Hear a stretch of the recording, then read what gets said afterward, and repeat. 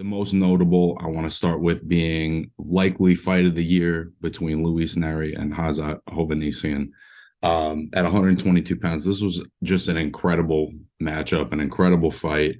Two guys that, are truly legitimate contenders at the top of their division that in today's boxing climate, if they had wanted to, could have waited out, a bigger name in and around their division, but, made the choice to take the challenging fight against each other to try to really establish, their position in the division and not trying to do it just with popularity and with social media, but by taking the tough fights and really proving yourself. You know, Nery is a extremely dynamic, exciting, skilled fighter.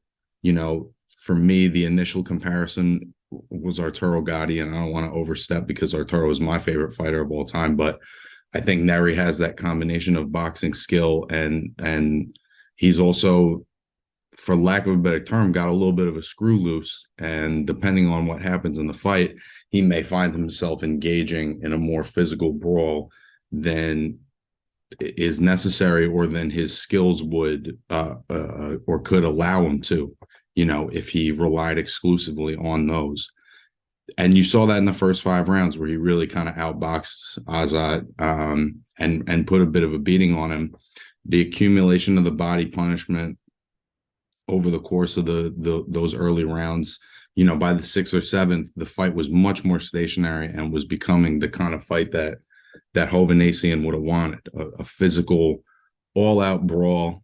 And the fight was kind of turning in his direction.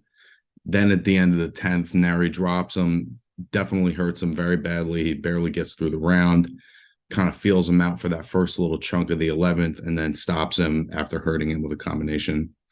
I'm a big fan of Luis Nery. I'm not going to lie. I like what he brings. I like the excitement and the passion and the personality that he brings to the ring, coupled with the willingness to get in there with anybody. And when you compare his resume to the rest of the guys at 122 right now, in a lot of ways, he's got one of the better ones. The 2 wins over Shinsuke Yamanaka were somewhat a changing of the guard. Yamanaka was a very long reigning champion that may not have had the biggest name, but had wins over Victor Chinian, some other notable guys of that era.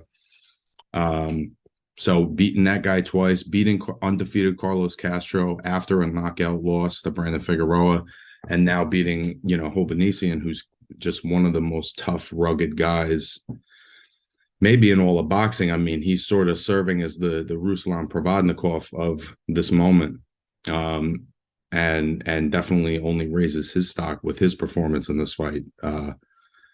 Unless there's a really, really fucking special bang up of a fight sometime this year, this is fight of the year. I mean, it doesn't really get any better than this, and we don't have as many of these kinds of fights as we used to, not because the fighters are incapable of it. We're just not given as many of the matchups that